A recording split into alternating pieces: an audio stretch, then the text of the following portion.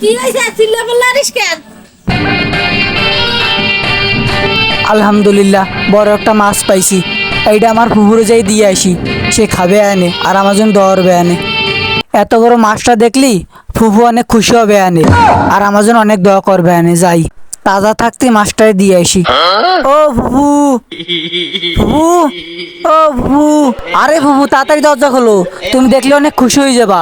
দাও তোমার জন্য কত বড় একটা মাছ ধরে নিয়ে আইছি। কি হইছে চিল্লা বললা আরিস কেন?